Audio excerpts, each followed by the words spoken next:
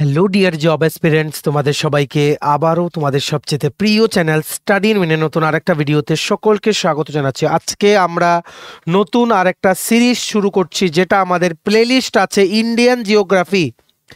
সেই প্লেলিস্টের নতুন আরেকটা ক্লাস আমরা তোমাদের সামনে নিয়ে এসেছি। এবার আমরা জিওগ্রাফি টপিকটা ধরবো। তোমরা সবাই জানো ইন্ডিয়ান পলিটি পুরো সিলেবাস আমরা ভিডিওর মাধ্যমে কিন্তু কভার করে দিয়েছি, যেটা তোমরা আমাদের প্লেলিস্টে পাবে। আমাদের কাছে নোটসও আছে প্রত্যেকটা সাবজেক্টের। আমরা যা যা পড়াচ্ছি all this are from our premium quality notes, ঠিক আছে, যেগুলো প্রত্যেকটা এক্সামের ফুল সিলেবাস নোটসের সাথে কিন্তু দিয়ে দেওয়া হয়। ঠিক আছে, আমাদের কাছে নোটসও আছে, প্লাস ফ্রি ইউটিউব ক্লাসের মাধ্যমে আমরা কভার করছি আস্তে আস্তে ইন্ডিয়ান পলিটি ওভার। এইবার আমরা জিওগ্রাফি ক্লাস শুরু করছি পার্ট 1। জিওগ্রাফির আগের ভিডিও আছে আমাদের চ্যানেলে, সো এখন আরও মডিফাই করে যা যা টপিক আছে ওভারঅল আমরা কমপ্লিট করে দেওয়ার চেষ্টা করব। ঠিক আছে, এখানে মনে রাখবে এই ক্লাসটা তোমাদের আপকামিং ত্রিপুরা হাইকোর্টের group D cook, LDC PA, driver, TPSC combined election inspector, revenue inspector, JRBT 2, তাছাড়া SSC, CGL, CHSL, MTS, railway, NTPC, eastern loco pilot group D, Tripura university non teaching staff, সমস্ত আপকামিং ত্রিপুরার সরকারি চাকরির প্রতিযোগিতামূলক পরীক্ষার জন্য খুব খুব গুরুত্বপূর্ণ। এখানে মানে সুপার ইম্পর্টেন্ট একটা টপিক আমরা পড়াবো, যেটার নাম হচ্ছে agricultural resources of India. Agriculture resources of India মানে তোমাদের কৃষির কি কি মানে সিজনস আছে, কি কি ক্রপস আছে, কোন কোন স্টেটে কোন কোন ক্রপ সবচাইতে বেশি হয়, ইম্পর্টেন্ট স্ট্যাটিস্টিক্স দেখবো।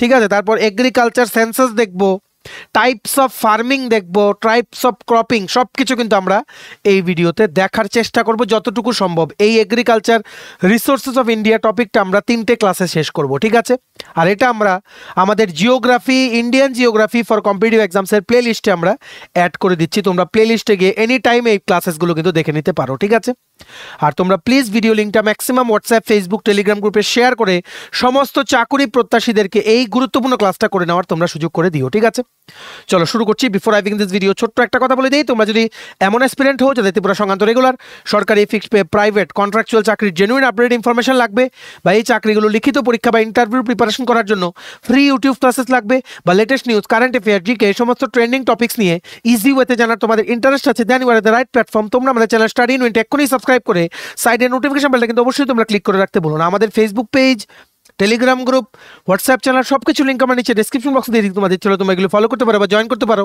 ওখানে আমরা সমস্ত আপডেট জানি আমরা শেয়ার করে থাকি। ঠিক আছে, আচ্ছা, তোমাদের ইনফরমেশনের জন্য জানিয়ে দেই ত্রিপুরার সমস্ত upcoming competitive exam, TPSC election inspector, revenue inspector, combined 3 senior computer অ্যাসিস্ট্যান্টের আরেকটা রিক্রুটমেন্ট আসছে, ওটার পরীক্ষা ত্রিপুরা হাইকোর্টের cook, group D, LDC PA, driver, SSC GD, CHSL, MTS, stenographer, railway, NTPC, eastern loco pilot group D, software TRLM, JRBT 2, RPF constable, tehsildar, forest guard, Tripura police sub inspector constable, Tripura university non teaching স্টাফের recruitment, সমস্ত পরীক্ষার syllabus wise full syllabus complete notes আমাদের কাছে available আছে, যেগুলো পড়লে তোমাদের পরীক্ষায় অবশ্যই ভালো ফলাফল তোমরা কিন্তু করতে পারবে। এগুলো হচ্ছে আমাদের নোটসের ডেমো। এই নোটসগুলো পেতে তোমরা আমাদের এক্ষুনি কল বা হোয়াটসঅ্যাপের মাধ্যমে যোগাযোগ করে নিতে পারো। আমাদের কন্ট্যাক্ট নাম্বার হচ্ছে 6033157164। আমাদের কন্ট্যাক্ট নাম্বারটা প্রত্যেকটা স্লাইডের উপরে দেওয়া আছে ফর ইওর কনভিনিয়েন্স। তোমরা একটা খাতা কলম নিয়ে বসো, মোবাইল বা ল্যাপটপ যেটা দিয়ে দেখছো ফুল স্ক্রিন করে রোটেট করে নাও, আর ভলিউমটা বাড়িয়ে নাও। এখানে লেখা থাকবে কম, আমরা বলবো বেশি, শুনে শুনে তোমরা কপিতে ইম্পর্টেন্ট পয়েন্টসগুলো নোট করে নেবে। ঠিক আছে, এবার আমরা শুরু করছি এগ্রিকালচারাল রিসোর্সেস অফ ইন্ডিয়া, মানে কৃষি সম্পদ কি কি আছে ইন্ডিয়াতে, ভারতবর্ষে, যেটা জিওগ্রাফিতে সবচাইতে বেশি কোশ্চেন জিজ্ঞেস করে। মনে রাখবে, মানে পৃথিবীতে যত পপুলেশন আছে সেই পপুলেশনের 18% পপুলেশন ইন্ডিয়ায় আছে। ঠিক আছে, আর ইন্ডিয়াতে কি আছে, India has the largest live stock population. Live stock মানে ক্যাটেল, তোমরা বলতে পারো ক্যাটেল মানে যেই সমস্ত জন্তু জানোয়ারগুলো কৃষি করতে হেল্প করে, কৃষির কাজে লাগে, সেই সমস্ত জন্তু জানোয়ারদের বলা হয় কি লাইভ স্টক। এই লাইভ স্টকের সবচেয়ে বেশি সংখ্যা পৃথিবীতে সবচেয়ে বেশি আছে ইন্ডিয়াতে। ঠিক আছে, এই 2.5% অফ দ্য ল্যান্ড এরিয়াতে সবচেয়ে বেশি লার্জেস্ট লাইভ স্টক পপুলেশন আছে ইন্ডিয়াতে। ঠিক আছে, এটা তোমাদের কিন্তু মনে রাখতে হবে। মনে রাখবে, এই জমি সংক্রান্ত সমস্ত রেকর্ড মেনটেন করে রাজস্ব দপ্তর বা revenue department. Land revenue department, ঠিক আছে, আমরা কি বলি DLRS ও কিন্তু বলি, directorate of land records and settlement. এটা হচ্ছে আগরতলাতে প্যালেস কম্পাউন্ডে অফিস, ঠিক আছে। ওনাদের কাছে কেউ নতুন জমি কিনলে, জায়গা জমি কিনলে, কেউ কোনো জায়গা জমি সংক্রান্ত কোনো পারমিশন নিতে চাইলে সমস্ত কিছুর রেকর্ড, তুমি যে বাড়িটাতে এখন বসে আছো সেটা তোমার পরিবারের কার নামে, সমস্ত রেকর্ড কিন্তু আছে in the revenue department government of ত্রিপুরার কাছে। অনলাইনেও কিন্তু তোমরা এগুলো দেখতে পারবে, রেভিনিউ ডিপার্টমেন্টের কিন্তু অনলাইন ওয়েবসাইটও কিন্তু আছে, ঠিক আছে। তাছাড়া সার্ভে অফ ইন্ডিয়া যে অর্গানাইজেশনটা, ওনারা কি করে, জিওগ্রাফিক্যাল এরিয়া যে অ্যাডমিনিস্ট্রেটিভ ইউনিটসগুলো আছে, প্রশাসনিক যেই ইউনিটগুলো আছে ইন্ডিয়াতে, ঠিক আছে, ওইগুলোর জিওগ্রাফিক্যাল এরিয়া মেজারমেন্ট করা, ঠিক আছে, মানে মেজার করে রেকর্ড করা, ঠিক আছে, রেকর্ডগুলো মেনটেন করা, এগুলো করে সার্ভে অফ ইন্ডিয়া। তোমাদের কিন্তু এভাবেই মনে রাখতে হবে, survey of India responsible for measuring geographical area of the administrative units of India and the land use records are maintain by the land revenue department, বা তোমরা বলতে পারো রেভিনিউ ডিপার্টমেন্ট। বুঝতে পেরেছো? এইবার তোমাদের কিছু জেনে রাখতে হবে, যেমন মানে জমি ইউজ করার কিছু ক্যাটাগরি আছে, কিছু ক্যাটাগরি, যেমন ফরেস্ট বা বন, ঠিক আছে, মানে বনের জমি ইউজ করতে গেলে সেই ডিফরেস্টেশন করতে হবে, এটা আবার মানে কি বলবো, এনভায়রনমেন্টের উপর একটা নেগেটিভ ইম্প্যাক্ট পড়বে, ঠিক আছে। তারপর যেমন নন এগ্রিকালচারাল ইউজেও কিন্তু জমি জামা ইউজ হয়, যেমন রুরাল অ্যান্ড আরবান এরিয়াসে যেমন রাস্তা বানানো হয়, ক্যানেল বানানো হয়, ঠিক আছে। তেমনিভাবে বেশ কিছু ক্যাটাগরির আছে, যেমন ব্যারেন, BARREN, ব্যারেন আর ওয়েস্টল্যান্ড, ব্যারেন আর ওয়েস্টল্যান্ড, ঠিক আছে। যেমন তোমাদের ডেজার্ট ল্যান্ডস আছে, ঠিক আছে, মানে এই জমিগুলো সেই জমি যেগুলোকে কৃষির আন্ডারে আনা যাবে না, ঠিক আছে, মানে যা যা এখন পর্যন্ত এগ্রিকালচারাল টেকনোলজি আছে সেগুলো ব্যবহার করেও এই জমিগুলোকে মানে কিসে আনা যাবে না, কৃষি করা যাবে না এই জমিগুলোতে, এগুলোকেই বলা হয় ব্যারেন অ্যান্ড ওয়েস্টল্যান্ড, ঠিক আছে। আশা করি তোমরা বুঝতে পেরেছো। অনেক কিছু আছে, যেমন কালচারেবল ওয়েস্টল্যান্ড আছে, তারপর তোমাদের যেমন নেট এরিয়া, আচ্ছা নেট এরিয়া সোন, এটা অনেকটা ইম্পর্টেন্ট টার্ম, নেট এরিয়া সোন, SOWN, ঠিক আছে। সোন মানে হচ্ছে বীজ লাগানো। যখনই তোমরা শুনবে, আমরা যখন বলবো জিওগ্রাফি ক্লাসগুলোতে নেট এরিয়া সোন, এর মানে হচ্ছে কতটুকু এরিয়াতে মানে কি বলবো, মানে ক্রপ বা প্ল্যান্ট বা খাদ্যশস্য লাগানো হয়েছে, বীজ লাগানো হয়েছে, ততটুকু এরিয়াকে বলা হয় কি নেট এরিয়া। বুঝতে পেরেছো? নেট এরিয়া সোন, SOWN, মানে বীজ কতটুকু লাগানো হলো, বীজ লাগানোকে বলা হয় সোয়িং, ঠিক আছে। তার জন্যই বলা হয় রবি, খরিফ আর জৈদ, যে তিনটে সিজন আছে, ক্রপিং সিজন, এগুলোতে তোমরা দেখবে sowing done in this month, sowing done in this that month. Sown মানে হচ্ছে বীজ লাগানো হয়েছে, বীজ লাগানো থেকেই তো খাদ্যশস্য বলো, কোনো গাছ বলো, এগুলোর শুরুয়াত হয় বা শুরু হয়, তার জন্য এটাকে বলে কি সোন, SOWN, ঠিক আছে। এইবার তোমাদের এটা মনে রাখতে হবে, ইন্ডিয়া আর চায়নার মধ্যে তোমরা যদি একটা কম্প্যারিজন করো, এটা লাস্ট টাইম SSC-তে বা কোনো একটা কম্পিটিটিভ এক্সামে 2023-এ কোশ্চেন এসেছিল। ইন্ডিয়াতে কি আছে, মানে সবচেয়ে বেশি এরিয়া আছে ইরিগেশনে, মানে সবচেয়ে বেশি এরিয়া যেখানে এগ্রিকালচার করা যায় বা করা হয়, ঠিক আছে। চায়নাতে কিন্তু ইন্ডিয়ার থেকে লো, মানে নেট এরেবল ল্যান্ড বা এরিয়া কিন্তু লো চায়নাতে, কিন্তু কম থাকা সত্ত্বেও জায়গা জমি, মানে কৃষি উপযোগ্য জায়গা জমি কম থাকা সত্ত্বেও ইন্ডিয়ার তুলনায় চায়নাতে কিন্তু অনেক বেশি প্রোডাক্টিভিটি পার hectare as compare two Indian agriculture. এটা কিন্তু কোশ্চেন এসেছিল, তোমাদের খাতায় তোমরা নোট করে রাখো, যে কোনো সময় any time the question might be repeated, কারণ আমরা দেখেছি রিপিটেড কোশ্চেনে কিন্তু প্রায়ই কিন্তু জিজ্ঞেস করা হয়, ঠিক আছে। এইবার তোমরা জেনে রাখো আরেকটা টার্ম, এটা হচ্ছে অপারেশনাল হোল্ডিং। মানে অপারেশন মানে কাজ হচ্ছে, হোল্ডিং মানে ধরে রেখেছি, মানে যখনই এই টার্মটা শুনবে এর মানে হচ্ছে সেই জমির টুকরো পিস অফ ল্যান্ড যেটা নাকি কৃষির জন্য ইউজ করা হয়, the piece of land that is use for agriculture is called as operational holding. যেই জায়গাটাকে, জমির যে টুকরোটাকে এগ্রিকালচারের জন্য ইউজ করা হয় ওটাকে বলা হয় কি অপারেশনাল হোল্ডিং। বুঝতে পেরেছ?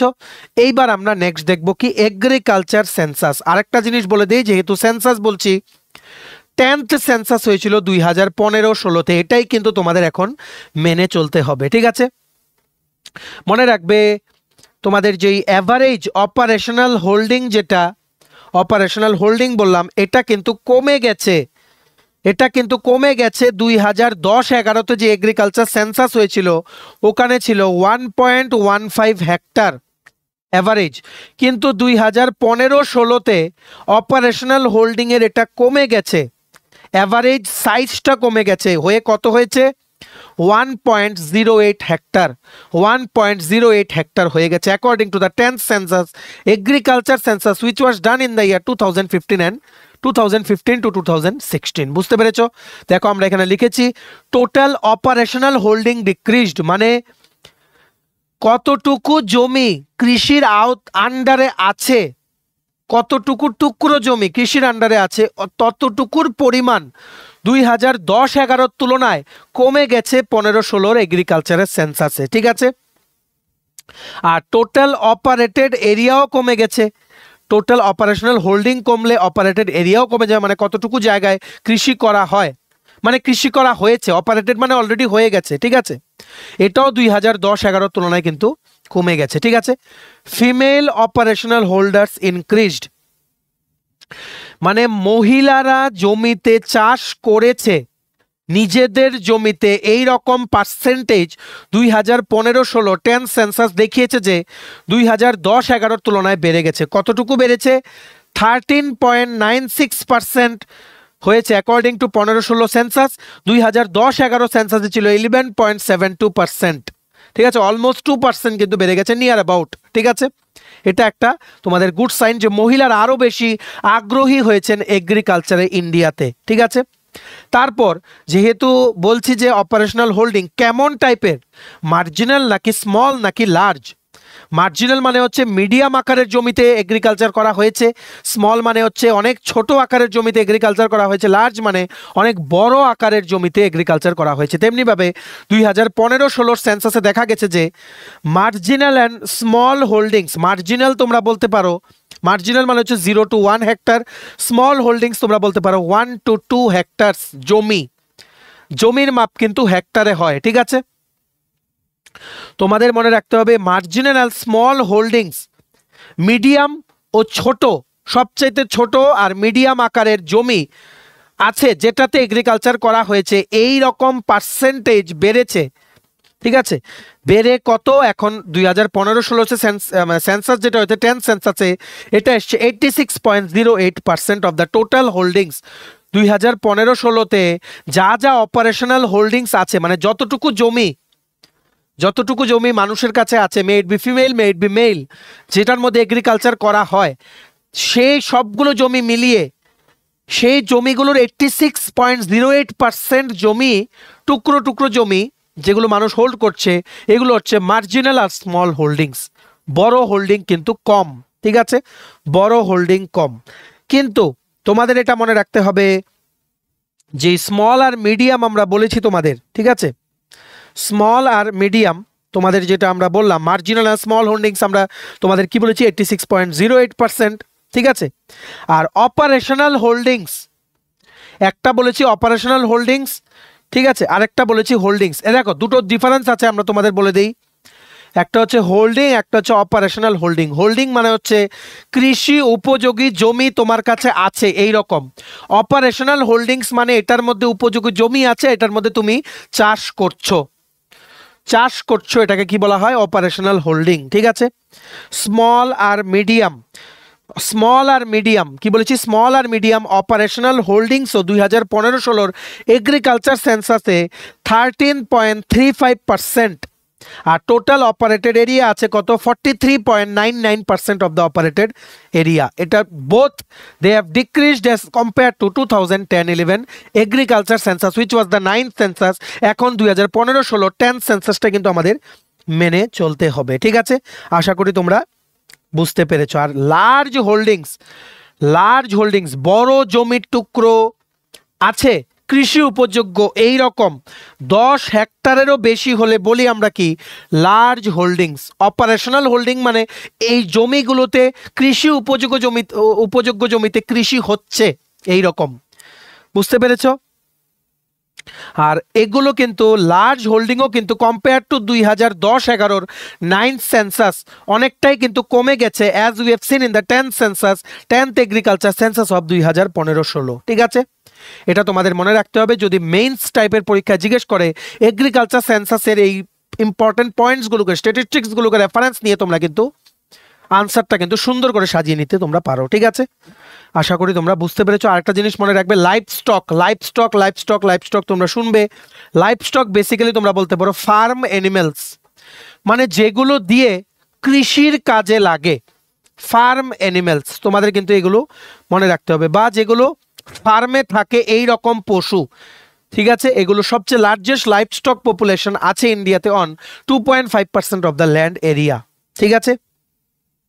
এইবার আমরা চলে যাই নেক্সট হচ্ছে types of agriculture in India. Types of কত ধরনের কৃষি হয় ভারতবর্ষে এটা আমরা দেখব। কিছু টার্মস দেখব, এই টার্মসগুলোর বাইরে তোমাদের কোনো কিছু কিন্তু আসবে না, জাস্ট টার্মসগুলো দেখবো আর ইম্পর্টেন্ট পয়েন্টসগুলো দেখবো। বাকিগুলো আমরা নেক্সট ক্লাসে কন্টিনিউ করবো যেহেতু এটা প্রথম ক্লাস, ঠিক আছে? প্রথম তোমাদের যে টাইপ অফ এগ্রিকালচারটা মনে রাখতে হবে ওটা হচ্ছে ড্রাই ল্যান্ড আর ওয়েট ল্যান্ড ফার্মিং। ড্রাই মানে কি শুকনো, ল্যান্ড মানে হচ্ছে জমি, শুকনো জমিতে কৃষি চাষ করা। ড্রাই মানে হচ্ছে শুকনো, ল্যান্ড মানে হচ্ছে জমি, শুকনো জমিতে কৃষি চাষ করা। ওয়েট মানে হচ্ছে ভেজা, ল্যান্ড মানে হচ্ছে জমি, ভেজা জমিতে চাষ করা, কৃষি করা। এর মানে কি ড্রাই কখন হবে যখন বৃষ্টিপাত কম থাকবে, মানে রেইন যখন কম থাকবে, ঠিক আছে? মানে যেখানে যে জায়গাগুলোতে বৃষ্টি যতটুকু না হয় তার থেকে বেশি সেই জমি থেকে জল ইভাপোরেট হয়ে যায়, বাষ্প হয়ে যায়, সেই সমস্ত জায়গাগুলোতে যেই কৃষি করা হয় ওইগুলোকে বলা হয় কি ড্রাই ল্যান্ড ফার্মিং। কি বলেছি? Dry land farming. তোমরা এখানে একটা ফটো দেখতে পাচ্ছ, it is example of shifting cultivation. Shifting কাল্টিভেশনকে আমরা বলি কি স্ল্যাশ এন্ড বার্ন এগ্রিকালচার। কেন স্ল্যাশ এন্ড বার্ন বলি এটাও আমরা তোমাদের বলে দেবো। শিফটিং কাল্টিভেশন নিয়ে কিন্তু কোশ্চেন আসতে পারে, মনে রাখবে। এগুলো নিয়ে কিন্তু সমস্ত এক্সাম যেমন টিপিএসসি, ত্রিপুরা হাইকোর্ট, ইউনিভার্সিটির পরীক্ষা যেটা নন টিচিং স্টাফ সব কিছুতে কিন্তু এটা আসতে পারে। জিআরবিটি 2, কারণ জিওগ্রাফি একটা মেজর পার্ট যেখান থেকে প্রচুর কোশ্চেন আমরা কিন্তু দেখছি রিসেন্টলি কিন্তু আসছে। সো মনে রাখবে ড্রাইল্যান্ড এগ্রিকালচার হচ্ছে সেই রকম একটা এগ্রিকালচার যেখানে খাদ্যশস্য বা ক্রপস সেখানে তোমাদের কি বলবো মানে চাষ করা হয় বা ওখানে ওঠানো হয়, মানে সেই রকম ক্রপ যেগুলোর মানে যেগুলোর হতে বা যেগুলোর গ্রো করতে অ্যামাউন্ট অফ ওয়াটার কম লাগে, ঠিক আছে?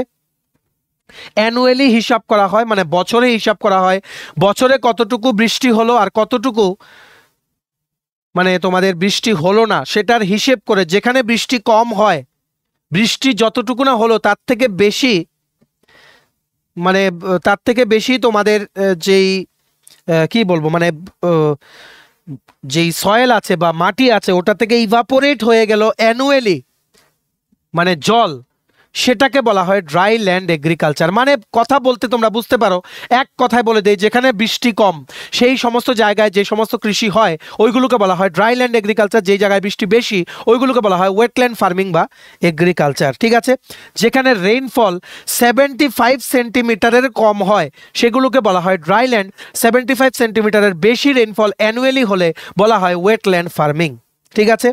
যেমন ড্রাইল্যান্ড ফার্মিংয়ে যে সমস্ত ক্রপসগুলো গ্রো করা হয়, ফর এক্সাম্পল পালসেস যেমন ডাল আছে, রাগি, ঠিক আছে, তেমন বাজরা, এগুলো হচ্ছে types of crops that are grown during dryland farming, ঠিক আছে? তেমনিভাবে ওয়েটল্যান্ড ফার্মিংয়ে হয় এই রকম ক্রপ যেগুলো আছে যেমন কর্ন,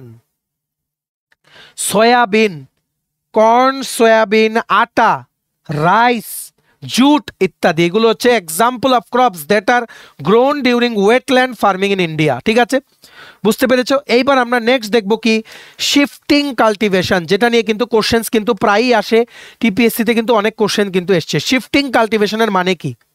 এখানে ফটো দেখতে পাচ্ছ শিফটিং কাল্টিভেশনের। শিফটিং কাল্টিভেশন হচ্ছে, তোমরা 6-7 এর জিওগ্রাফিতে পড়েছো, যারা তোমরা সিবিএসসি বা আইসিএসসিতে বা টিবিএসসিতে তোমরা বিভিন্ন বোর্ড থেকে যারা পাস করেছো। ঠিক আছে, শিফটিং কাল্টিভেশন হচ্ছে একটা কৃষি করার একটা টেকনিক, একটা মেথড, যেখানে কি করা হয়, যে জমিতে কৃষি করা হবে ওটাকে ক্লিয়ার করে দেওয়া হয়। কি করে ক্লিয়ার করে দেওয়া হয়? আইদার ম্যানুয়ালি ক্লিয়ার করা হয়, ঠিক আছে, বা তোমাদের আগুন লাগিয়ে ক্লিয়ার করে দেওয়া হয় শর্ট পিরিয়ডের জন্য, খুব কম সময়ের জন্য। ঠিক আছে, ক্লিয়ার করে এটাতে কৃষি করা হয়, তারপরে এই জমিটাকে এটা ন্যাচারাল স্টেটে ফিরে যাওয়ার জন্য এটাকে ছেড়ে দেওয়া হয়। ঠিক আছে, যার ফলে অনেক ডিসঅ্যাডভান্টেজ আছে এই শিফটিং কাল্টিভেশন। আরেকটা নাম হচ্ছে কি স্ল্যাশ অ্যান্ড বার্ন এগ্রিকালচার, অনেকবার এসছে TPSC, slash and burn agriculture is also called as shifting cultivation. ঠিক আছে, যে জমিতে তোমাদের মানে শস্য বা তোমরা বলতে পারো প্ল্যান্টস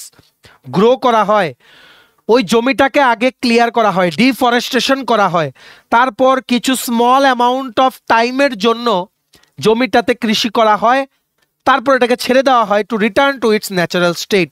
ঠিক আছে, ডিসঅ্যাডভান্টেজ হচ্ছে মানে জমির যেই ফার্টিলিটি ওটা রিডিউস হয়।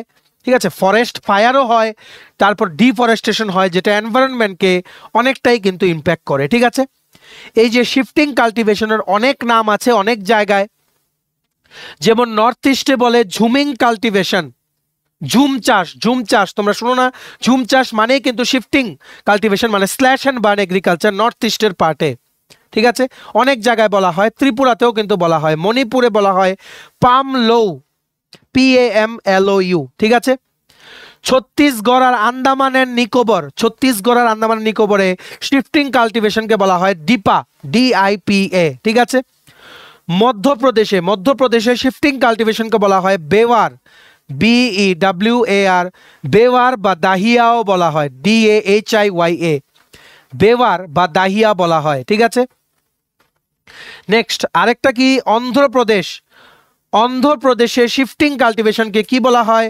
পোডু অর পেন্ডা, পোডু অর পেন্ডা যে কোনো একটা বলা হয়, পোডু অর পেন্ডা বলা হয় অন্ধ্রপ্রদেশে শিফটিং কাল্টিভেশনকে। ঠিক আছে, তেমনিভাবে উড়িষ্যাতে শিফটিং কাল্টিভেশনকে বলা হয় পামাদাবি, PAMADABI, পামাদাবি বা কোমানো বলা হয়, KOMAN, বা ব্রিঙ্গাও বলা হয়, BRINGA, পামাদাবি বা কোমান বা ব্রিঙ্গা বলা হয় উড়িষ্যাতে শিফটিং কাল্টিভেশনে। ঠিক আছে, তেমনিভাবে ওয়েস্টার্ন ঘাটসের যে এরিয়া আছে সেই এরিয়াতে শিফটিং কাল্টিভেশনকে বলা হয় কুমারি, KUMARI, এগুলো তোমরা জেনে রাখো, কিন্তু জিজ্ঞেস করতে পারে। ঠিক আছে, রাজস্থানে শিফটিং কাল্টিভেশনকে বলা হয় ভালরেও বলা হয় বা ওয়ালট্রেও বলা হয়, ভালরে বা ওয়ালট্রেও কিন্তু বলা হয়। ঠিক আছে, তেমনি ভাবে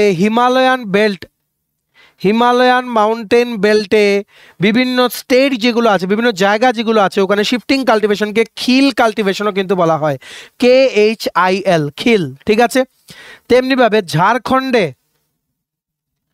ঝাড়খণ্ড রাজ্যে শিফটিং কাল্টিভেশনকে কি বলা হয়? কুরুওয়া, KURUWA, কুরুওয়া। ঠিক আছে, তোমরা এগুলো খাতায় নোট করে রাখো, অবশ্যই তোমাদের কিন্তু অনেক কিন্তু হেল্প করবে এগুলো। ঠিক আছে, শিফটিং কাল্টিভেশন তোমাদের ইন্ডিয়ার বাইরেও বিভিন্ন জায়গায় হয়, যেমন তোমাদের মেক্সিকো বা সেন্ট্রাল আমেরিকাতে শিফটিং কাল্টিভেশনকে বলা হয় মিলপা, MILPA। ঠিক আছে, তেমনিভাবে আরো কিছু জায়গা আছে, যেমন ইন্দোনেশিয়া বা মালয়েশিয়া, এই দুটো জায়গাতে শিফটিং কাল্টিভেশনকে বলা হয় লাদাং, LADANG, লাদাং কিন্তু বলা হয়। ঠিক আছে, তেমনিভাবে ভেনেজুয়েলা দেশে তোমাদের শিফটিং কাল্টিভেশনকে বলা হয় কনুকো। নামগুলো বলে দিচ্ছি, অনেক সময় জিজ্ঞেস করতেই পারে। ঠিক আছে, তেমনিভাবে ব্রাজিলের শিফটিং কাল্টিভেশনকে বলা হয় রোকা, ROCA। ঠিক আছে, তেমনিভাবে তোমাদের কি বলবো, সেন্ট্রাল সেন্ট্রাল আফ্রিকাতে শিফটিং কাল্টিভেশনকে আমরা কি নামে জানি? মাসোল, MASOLE, ঠিক আছে। তেমনিভাবে ভিয়েতনামে শিফটিং কাল্টিভেশনকে কি নামে জানা হয়? RAY, ঠিক আছে, বুঝতে পেরেছো? এগুলো তোমরা সবগুলো খাতার মধ্যে নোট করে রাখো, আসতে পারে যে কোনো সময় যে কোনো জায়গায় কিন্তু জিজ্ঞেস করতে পারে। তেমনিভাবে আরও কিছু টার্মস আছে, যেমন ইন্টেন্সিভ সাবসিস্টেন্স এগ্রিকালচার, এটা একটা টাইপ অফ এগ্রিকালচার, ঠিক আছে। এখানে খুব স্মল প্লট অফ ল্যান্ডে, মানে একটা ছোট জমিতে একদম সিম্পল টুলস আর টেকনোলজি ইউজ করে কোনো কৃষক, সিম্পল টুলস মানে টেকনোলজি ইউজটা একদম মিনিমাম থাকে, লেবার বেশি থাকে, মানে ম্যানুয়ালি কাজ করার লোক বেশি থাকে, টেকনোলজির কম ইউজ হয়, একদম সিম্পল টুলস দিয়ে ছোট এরিয়াতে এগ্রিকালচার করা হয়, এটার নামই হচ্ছে ইন্টেন্সিভ সাবসিস্টেন্স এগ্রিকালচার, ঠিক আছে। এটা কিন্তু জিওগ্রাফির ভেরি ভেরি ইম্পর্টেন্ট টপিক, যেগুলো রিপিট হয় এগুলো কিন্তু আমরা বলছি, ঠিক আছে। তেমনিভাবে আমরা কি দেখেছি? কমার্শিয়াল ফার্মিং মানে হচ্ছে বেসিক্যালি প্রফিটের জন্য, মার্কেটে বেচার জন্য, বেচা কেনার জন্য যে ফার্মিংটা মেইনলি করা হয়, মেইন টার্গেট হচ্ছে প্রফিট, লাভ হতে হবে, ঠিক আছে। মার্কেটে বিক্রি করার জন্য, ঠিক আছে। কমার্শিয়াল ফার্মিং এর পাশে কিন্তু লাইভ স্টকও কিন্তু ওখানে, মানে লাইভ স্টক রেয়ারিংও কিন্তু করা হয়, ঠিক আছে। এই কমার্শিয়াল ফার্মিং বেসিক্যালি ক্রপ আর অ্যানিমেলসকে মানে কি বলবো রেয়ার করা হয়, বা এখানে কি বলবো মানে গ্রো করা হয়, বা ওখানে তোমাদের খাদ্য টাদ্য দিয়ে প্ল্যান্টস, ক্রপস বা লাইভ স্টক বা যেগুলো ফার্ম অ্যানিমেলস আছে এদেরকে বড় করে তোলা হয় একটাই উদ্দেশ্য নিয়ে, যে মার্কেটে বিক্রি করে আমাদের প্রফিট আনতে হবে, এটার নামই হচ্ছে কমার্শিয়াল ফার্মিং, ঠিক আছে।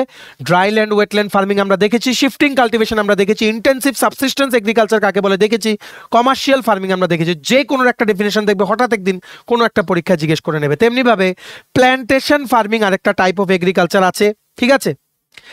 প্ল্যান্টেশন ফার্মিং এর একটাই ফান্ডা, এটা হচ্ছে সিঙ্গেল ক্রপ, যে কোনো একটা ক্রপ একটা বড় এরিয়াতে, লার্জ এরিয়াতে, অনেকটা বড় এরিয়াতে মাল্টিপল ক্রপস না, অনলি সিঙ্গেল ক্রপ, যে কোনো একটা ক্রপ, যেমন টি, চা, কফি, রাবার, সুগার কেন, টি, কফি, রাবার, সুগার কেন, যে কোনো একটা ক্রপ একটা বড় জায়গার এরিয়াতে কাল্টিভেট করা হয়, সিঙ্গেল ক্রপ, এটার নামই হচ্ছে প্ল্যান্টেশন ফার্মিং, ঠিক আছে।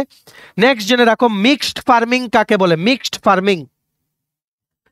ফার্মিং হচ্ছে ক্রপও গ্রো করব প্লাস লাইভ স্টক রেয়ার করব, মানে একই জমিতে আমরা খাদ্যশস্য বা প্ল্যান্টস আমরা গ্রো করব আর ফার্ম অ্যানিমেলসগুলোকে আমরা এখানে বড় করে তুলব একই জায়গাতে, এর নামই হচ্ছে মিক্সড ফার্মিং, যেখানে it is a system of farming which involves growing of crops as well as raising of live stocks, ঠিক আছে।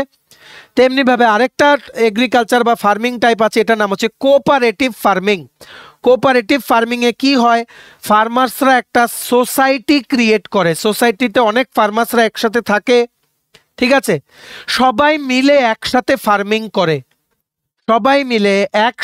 ফার্মিং করে যাতে করে more efficient and profitable agricultural output যাতে আসে, বুঝতে পেরেছো? মানে সব ফার্মার্সরা মিলে নিজেরা বুদ্ধি করে একটা প্ল্যান বানিয়ে একসাথে ফার্মিং করার নামই হচ্ছে কোঅপারেটিভ ফার্মিং, যাতে সবার বুদ্ধি দিয়ে ভালো আউটপুট আসে, ভালো ক্রপ যাতে গ্রো হয়, ঠিক আছে, আর প্রফিট যাতে হয় সেই জমিতে যেই ক্রপসগুলো লাগানো হবে ওইগুলো থেকে মার্কেটে বিক্রি করলে, ঠিক আছে।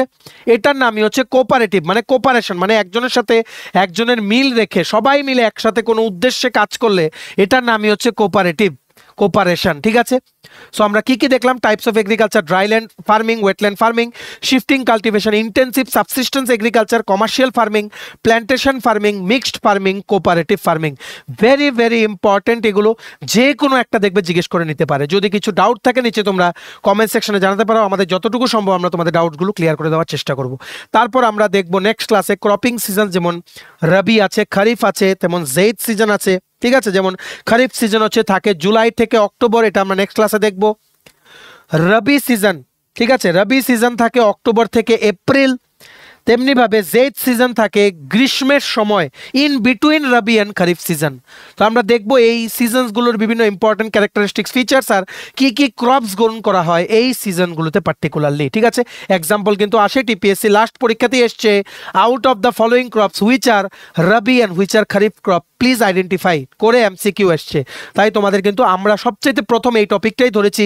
এগ্রিকালচার ইন ইন্ডিয়া থেকে কিন্তু প্রচুর কোশ্চেন্স আছে। তোমরা প্লিজ এই ভিডিও লিঙ্কটা, ক্লাসের এই ভিডিও লিঙ্কটা ম্যাক্সিমাম হোয়াটসঅ্যাপ, ফেসবুক, টেলিগ্রাম গ্রুপে শেয়ার করে সবাই যারা ত্রিপুরার প্রত্যেকটা কর্নারে যতজন চাকরি প্রত্যাশীরা আছে সবাই যাতে এই ক্লাসটা করে নিজেদের নলেজটা যাতে বুস্ট করে নিতে পারে, এটা তোমরা একটু এনশিওর করে দিও, ম্যাক্সিমাম শেয়ার করে দিও বিভিন্ন হোয়াটসঅ্যাপ, ফেসবুক, টেলিগ্রাম গ্রুপে বা সোশ্যাল মিডিয়া প্ল্যাটফর্মসে আমাদের এই ভিডিও লিঙ্কটা। ঠিক আছে, চলো এতটুকু দেখে থাকলে থ্যাঙ্কস ফর ওয়াচিং। আর ভালো লাগলে অবশ্যই লাইক করে দিও, ম্যাক্সিমাম শেয়ার করো বিভিন্ন প্ল্যাটফর্মসে, সবাই যাতে এই ক্লাসটা করে নিজেদের মানে মেরিট লিস্টে স্থানটা যাতে আরও কিছুটা হলেও যাতে মানে যে চান্সটা ওটা যাতে এগিয়ে নিয়ে যেতে পারে। ঠিক আছে, কারণ এটা খুব গুরুত্বপূর্ণ ক্লাস, খুব ইম্পর্টেন্ট টপিকস আমরা কভার করেছি। আর তোমরা যদি আপকামিং সমস্ত কম্পিটিটিভ এক্সাম যেমন TPSC, SSC, railway, dental college, NABARD, high court, bank, JRPT2, RPF constable, SI, software, TRLM, tehsildar, forest guard, Tripura police sub inspector constable, Tripura university recruitment, যা যা আছে আপকামিং রিক্রুটমেন্ট, এগুলো লিখিত পরীক্ষা বা ইন্টারভিউর জন্য যদি ফুল সিলেবাস কমপ্লিট নোটস লাগে, তোমরা আমাদের এক্ষুনি কল বা হোয়াটসঅ্যাপের মাধ্যমে যোগাযোগ করে নিতে পারো। আমাদের কন্ট্যাক্ট নাম্বার হচ্ছে 6033157164। আমাদের চ্যানেলটা অবশ্যই সাবস্ক্রাইব করে দিও যদি ত্রিপুরা সংক্রান্ত সমস্ত রকমের latest news, current affair, GK, চাকরি সংক্রান্ত সমস্ত গুরুত্বপূর্ণ আপডেট যদি তোমাদের একটা প্ল্যাটফর্মে লাগে, তোমরা আমার চ্যানেলটা এখনই সাবস্ক্রাইব করে রাখো। ঠিক আছে, আমাদের Facebook page, Telegram group, WhatsApp channel সবকিছু লিঙ্ক আমরা নিচে ডিসক্রিপশন বক্সে দিয়ে দিই, তোমাদের চলো তোমরা এগুলো ফলো করতে পারো বা জয়েন করতে পারো। ওখানে আমরা সমস্ত আপডেট জানাই আমরা শেয়ার করে থাকি। ঠিক আছে, চলো সবাই ভালো থাকবে, প্রিপারেশন নিতে থাকো, সমস্ত আর্জেন্ট আপডেটের জন্য স্টাডি উইনকে কিন্তু ফলো করতে ভুলো না। আমরা তোমাদের পেছনে সাপোর্ট সিস্টেম আছে, তোমরা সবাই সামনের দিকে এগিয়ে যাও। চলো have a nice day, keep preparing, stay tune, take care and bye by.